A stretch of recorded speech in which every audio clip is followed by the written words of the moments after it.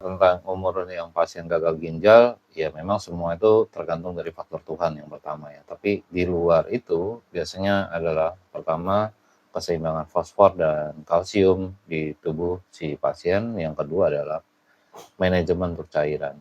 Jadi banyak sekali orang-orang yang gagal ginjal yang meninggal karena sesak nafas ya. Jadi dia nggak tahu kalau misalnya harus minum albumin, dia juga nggak tahu kalau misalnya ternyata kita itu harus banyak bergerak, yang berikutnya lagi dia juga nggak tahu kalau cairannya harus dibatasi betul. Jadi sehingga cairan itu masuk kemana mana dan akhirnya menyebabkan sesak. Dan pada akhirnya kalau memang terlambat ditolong, kalau di tingkat tertentu sesak nafasnya itu bisa jadi fatal ya. Jadi dari pengalaman eh, saya pernah berdampingan dengan pasien yang sama-sama sesak karena air.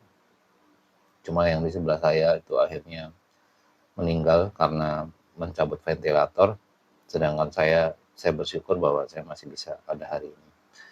Jadi ketika pada saat teman-teman yang mungkin sudah sesak dan masuk ICU dan harus dipasang ventilator, satu-satunya hal yang memang itu memang kenyataannya adalah sakit, tapi harus bisa diterima kalau memang kita sudah memang harus pakai ventilator.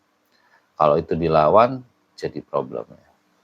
Itu soal yang pertama. Soal yang kedua adalah tidak pemakaian binder itu nggak dipakai ya. Jadi biasanya kadang-kadang orang-orang yang sudah gagal ginjal ngerasa saya aman-aman aja dengan tanpa saya meminum binder fosfor, dan akhirnya itu mengakibatkan kadar fosfor dan kalsium kacau di dalam tubuh karena sudah terlanjur kacau, memicu si paratiroid hormon dan akhirnya mengakibatkan fatal di tubuhnya ya. Baik itu timbul benjolan, baik tulangnya nyeri ataupun tulangnya patah ataupun memendek.